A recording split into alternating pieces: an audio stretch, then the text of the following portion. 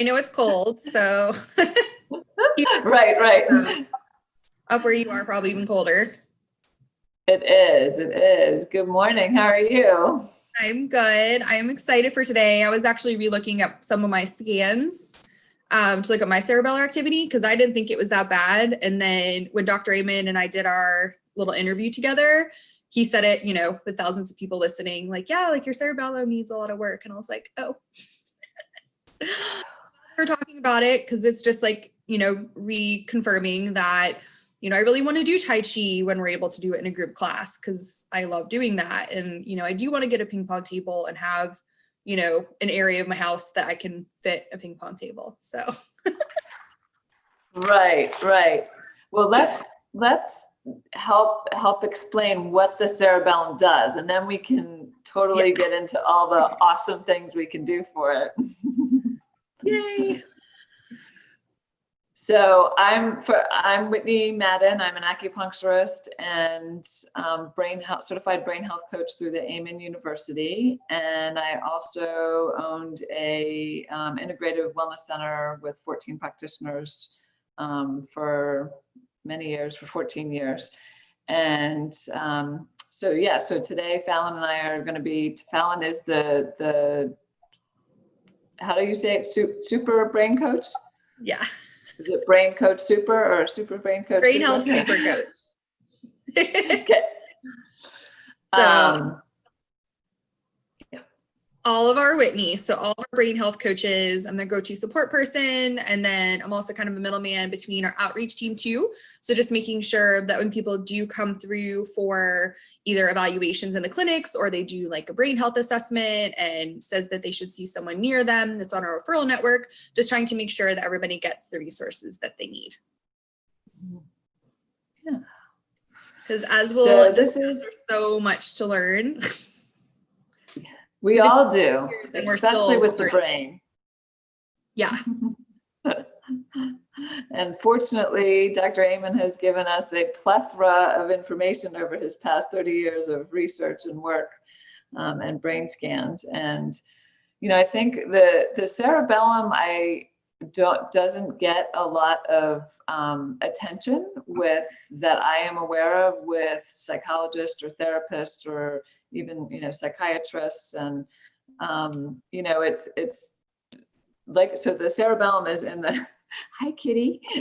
He'll do. He's like really attached to me today for some reason. Like he will not leave my side. So sorry if he's distracting to everyone. So the cerebellum is located in the back of the brain. And it's a small area in terms of volume. It's only about 10% of our volume, but it's got 50% of the brain's neurons, and neurons are the specialized brain cells. So it's got 50% of our brain cells that are in a really small area. And what they are likening it to is like the CPU unit in your computer. So everything runs through there and gets integrated and processed there. So, process integration, emotions, beliefs, speed of thought, which is really interesting. And, also organization and impulse control. We always think of the prefrontal cortex as impulse control, but the cerebellum is really important with that impulse control as well. And then there's the relationship between the right cerebellum and the left prefrontal cortex, and the left prefrontal cortex, did I say that right? And the right opposite. And that is our processor and integrator. And so those areas are connected. And so if one of those areas is off balance, both of those areas are going to be affected. So I think of, a lot of times I hear about the cerebellum because as an acupuncturist, I focus a lot on the physical balance of people and, are they able to stand on one leg?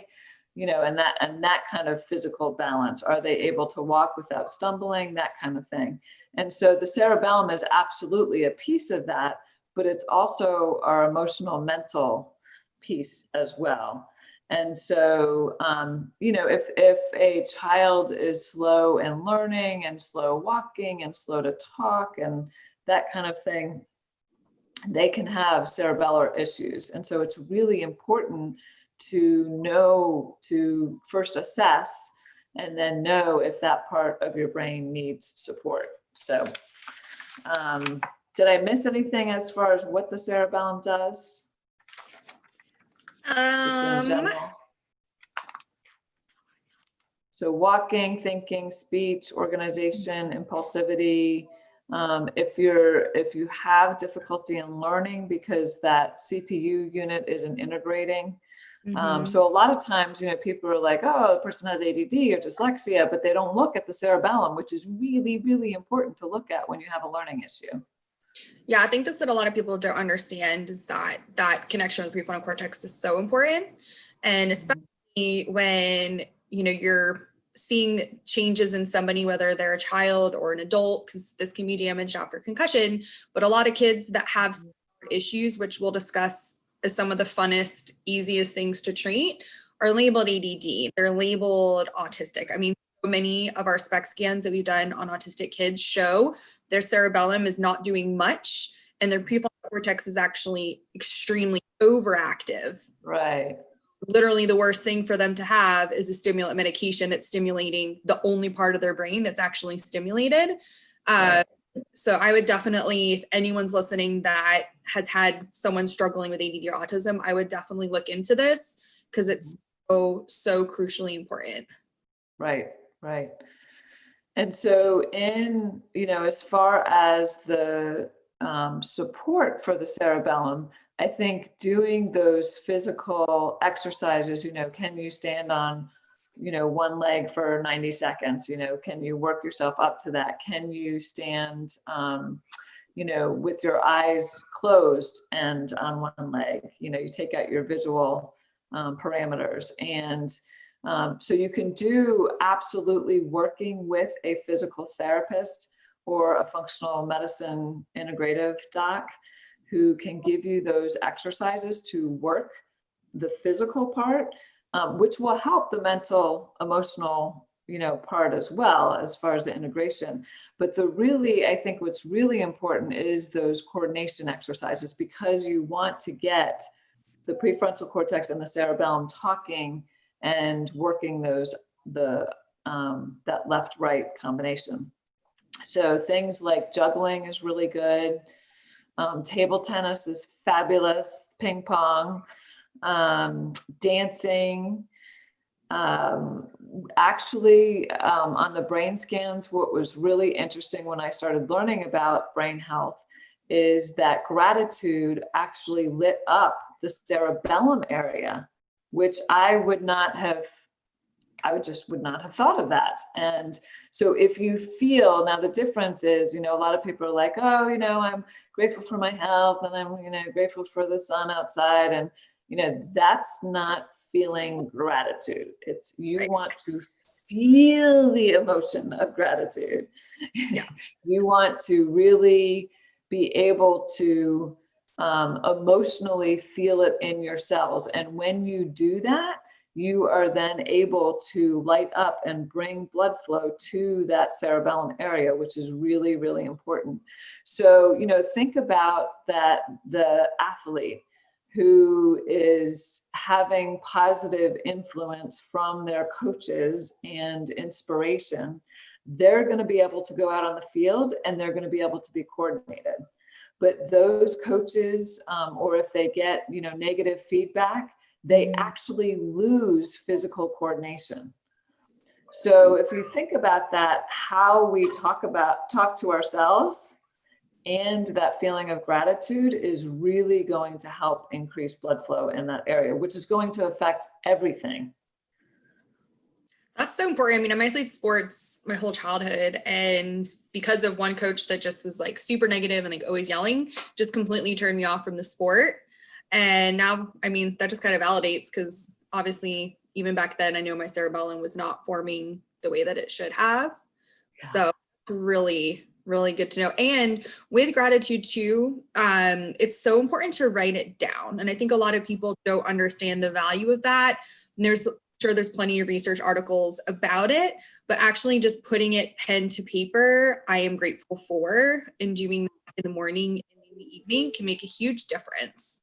I mean, I always said it and kind of just thought it. And then, about a month or two ago, I actually did get a gratitude journal because I didn't want just like a plain pen and paper because it like overwhelms me of all the things I could get sidetracked writing about, and very specific. And I just, write I'm grateful for, and I just fill out as many things that I can think of in the morning. And then I kind of reflect on my day at night. And it's been really helpful. I mean, I've always been kind of a happy, grateful person anyway, but just to remind myself of all of the amazing things that are happening in my life and all the amazing people I have in my life, it's a really good thing to do. If you can, spend $10 to get a really pretty gratitude journal specific for just writing the things down that you're grateful for.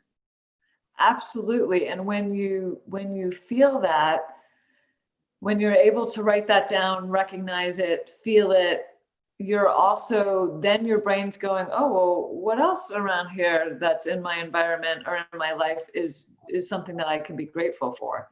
And so that's really, really important to be able to do that. One of the exercises when I was teaching some brain health coaching classes to the public, one of the things that I would do is I would have them team up with another classmate, and they would exchange phone numbers, and they were to do 10 gratitudes per day, and they were to text it to each other. Oh, I love that. And so the other person didn't have to respond, to the specific, whatever they were saying. But what happened was that people would come back and be like, oh, I was having a hard time feeling it. But, when I sent my list, but then they sent their list, and then I kind of rethought about mine, and, that got me going. And so when you can share it with somebody, that's even more awesome, because then you're both your cerebellums are lighting up, which is really great. Yeah, I love that. And from a, it's interesting in Chinese medicine, so they did not open up the human body at the time that Chinese medicine was starting to evolve, because it was against their religion to open up the human body was considered sacred and not to be cut open. So what's fascinating to me is thousands of years ago, they noticed that they thought the walnut looked like what our brain looked like. And so they have always recommended walnuts for very good brain health. And of course now, the fat in it is, and everything else. And they're starting to say, oh, it looks like a small brain. And it's like, yeah, thousands of years ago, the Chinese were like, yeah, this is good for the brain. So really good fat for the brain is really, really important. Is it the amygdala that's like an almond? Is it what? The amygdala that's like an almond shape? Yes. And I love how the hippocampus is like a seahorse. Right. One of my favorite things, just because seahorses are just so complex and cool, and I know way more about them than probably a normal person because I go to aquarium a lot and I just love about them. So I love that. So There's always just these little nuggets that kind of are leading us to where we are now. And this is kind of off topic, but kind of on topic. I was thinking about it today when I was thinking about, some of the things that we might talk about. And there's just so many things that come back to the fact that there are things that have been around for thousands of years, but it takes us as a society a really long time to get them to absorb. And one thing that stuck with me that one of our doctors said to one of his patients' mothers was that it's been 15 to 20 years on average when the newest, hottest thing that has wonderful research supporting what it does and how it's helpful actually comes out in everyday life. They're like, why isn't everybody doing a SPECT scan? Why doesn't everybody know about brain health? And anybody, it's incredibly infuriating. And we just kind of have to take it one step at a time, one day at a time, and hope that at some point the right people are going to start hearing it, and they're going to keep hearing it again, and they're going to actually research and just kind of get on the same page so that we don't have to wait those 15, 20 years before it actually gets to us. Right, right. It's like the 100th monkey, like, there's that tipping point where all of a sudden it's like, Yep. everywhere. Yeah. I mean, I think about just, how we learn as a society, like just think about texting.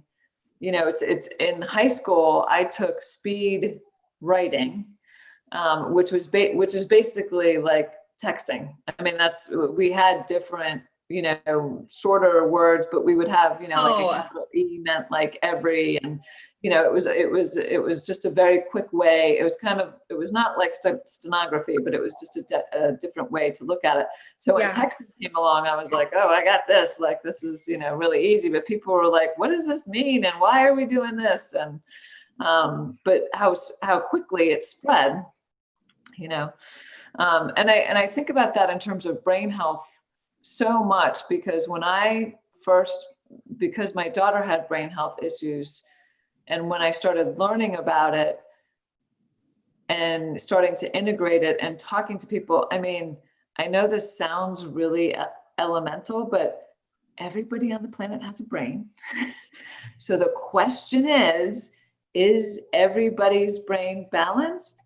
I don't think so. And that's because of, I mean, there's so many things. There's environmental toxins, there's traumas, there's concussions, there's, traumatic brain injuries, there's all sorts of things. There's the way we eat, are we exercising? All of that affects our brain.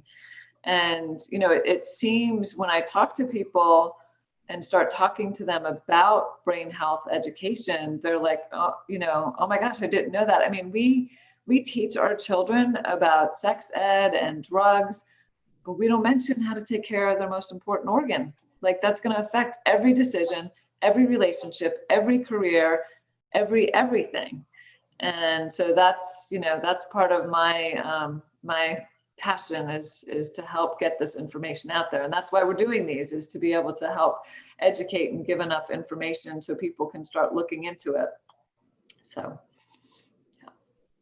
And if you aren't already, please follow us on BrainMD and University Facebook. Mm-hmm. That would be super wonderful. And I keep forgetting to tell everybody that. Yes. Is there anything else that you wanted to share? Like, what else are you doing cerebellum wise? Like you said, you were definitely the Tai Chi is huge. Tai Chi, yes. And definitely the dancing is something I want. And I actually had like my morning prayer this morning, and like one of the words that came up was you need to start dancing more. Which is neat because I went to a wedding Saturday, and of course I just had a blast dancing to like the stereotypical wedding songs, and I'm like, this is so fun and I miss it. And I always said, like, at some point I'm going to do a dance class. And like one of our brain health coaches in Michigan, who has like a mental health gym, which is really cool, he said that the dancing is one of the biggest things that's helped his brain. Uh-huh. He's telling me all these places in Atlanta I could go, and I'm like, all right, like I need to make this happen. Right. Absolutely. Ping pong is for sure like the next big step. Like, I love playing ping pong. I could do it for hours. It's so fun. Yes. Yeah. And the Tai Chi, I think, is so good, especially, it doesn't matter what age you are when you're doing the Tai Chi. I mean, it's very mindful. It's bringing you into your body. It is helping you to move the energy in your body, but it's really gentle motions, and it's left, right. And so it's that coordination, that's working as well. So you don't have to be in great shape to be able to start Tai Chi. You don't have to like wait to get in shape to do that. You can just start a beginner's Tai Chi class. And you really want somebody who's been in practice for, I would say a good, 20, 30 years, because it was really interesting because I was doing Tai Chi a couple years before I got pregnant. And Master Ni, who was a very influential person who helped me figure out that my next step was acupuncture. I think he was 92 or 94 at the time. And I had a session with him, and he said, because you are pregnant and you've only been practicing Tai Chi for a couple of years, you need to stop practicing because you don't have enough knowledge to be able to deal with your system and your baby's system. Wow. and energetic system. So it is really, really powerful how Tai Chi works. It is not just, people are like, oh yeah, I might stretch my muscles and things like that. There's a whole lot going on. I mean, there's very specific, where your eyes track, where you're breathing into and everything else. But Tai Chi, when I was practicing it up until I was pregnant, my balance was spot on. I could do things. I mean, I can still do things now, even after having a TIA many years ago, because I had that base of that, I got my cerebellum going. Of course, I didn't know what I was doing at the time. I just was doing my Tai Chi. But I got my cerebellum going really well, so that even after I had a mini TIA, transient ischemic attack, a little mini stroke, I was able to recuperate and was able to get back into my physical balance, which helped with my mental, emotional piece as well. That was really important in my recovery. So highly, highly recommend Tai Chi. Yeah. Yeah, when I was working with my older patients that were kind of on the dementia spectrum, no matter how progressed or not they were, that was one of the most compliant things they were doing. They thought it was something they could do with their families. Right. And you could do it at home. I'm like, just get a DVD. Like, you don't have to go out if you don't want to, because about feeling silly. I'm like, I get it. That's totally fine. But big picture too, just back to the ADD autism thing. So I think that when I think of the cerebellum, like that's just, I've heard it so many times from Dr. Ayman that that's such a huge part of it. And you go to physical therapy and occupational therapy and speech therapy. So we're doing a lot of the right things, but there's a piece of what we're actually doing when we're when we have that hour and a half therapy appointment. What if we did some of these other things and saw how they helped? Right. Absolutely. Absolutely. And I think it's really, when we're looking at a learning issue, we don't think of the physical therapy part, a lot of times, or the OT. I mean, depending on what kind of things are happening, or Feldenkrais is really good, for that as well. I've seen really amazing. I had a Feldenkrais practitioner in my practice, and he would work with a lot of the children who had slower learning issues, and he would just let them know through different learnings that they didn't realize, their brain did not know that they had a left side and a right side, and so they would put their left side up to the wall so they could feel the pressure against it, and do these exercises, so their brain was like, oh yeah, that's part of me. So there's so many awesome types of practices out there as well that can help with the cerebellum. So yeah, but if you're having problems with disorganization, impulsivity, poor learning, slow walking, slow thinking, slow speech, or somebody in your family member, definitely take a look at the cerebellum and see if try the coordination things that we talked about, the juggling, the dancing, the table tennis, and Tai Chi. Gratitude is so important. Definitely. And that's what I love. This is not supplement related. It's just very simple things that you can do, which is so cool. Right. Which puts the power back into your hands. Right. And it's 50% of your neurons. It's like it's like playing a game and you get all these bonus points just for doing simple things. Right. Yeah. I mean, just to reiterate, if somebody's just joining us, 50% of our brain cells are in the cerebellum. 50%. That means everything that's going through is integrating through that. And so the cerebellum is really, really important. So if you want to age well, go through menopause well, learn well, become organized, become less impulsive, all of those things are really important to work on your cerebellum. So the posture gait thing is also really interesting, because I didn't paying attention to that until a few years ago when I was, doing more research on some of these things that you could do to like boost confidence and stuff like that. And when you think of that alone, if you have poor posture or gait and how much that affects your confidence and how much it can affect other areas of your life, really interesting. Yeah, Absolutely. And then what's happening, you know, with your neck and with Right. the blood flow here and, you know, Yeah. all of that. And you think about that when you're able to, you know, be able to have that posture, then there's the possibility of blood flow is much greater. And then you got to get it going. So exercise is good. Yay. So. Awesome. Well, as always, you were so informative and wonderful. Thank you. Thank you. So are you. And I love your stories. Thank you. And so next week, we want to go back and touch back in on the prefrontal cortex. Yeah, I think that would be kind of a good transition. Okay. And then so the prefrontal cortex, just to give people a little idea. So next Tuesday at 11 a.m. Eastern time, same channel here. And we'll be talking about the prefrontal cortex in terms of what happens, what is it, what's the function of it, and what happens when it's off balance and what to do when it's off balance. And so the prefrontal cortex can be hyperactive or it can be hypoactive. And depending on the different types of symptoms. So a lot of learning issues, again, come up in that area, impulsivity, you know, this is part of our decision maker and judgment and Verbal filter. Or what? Verbal filter.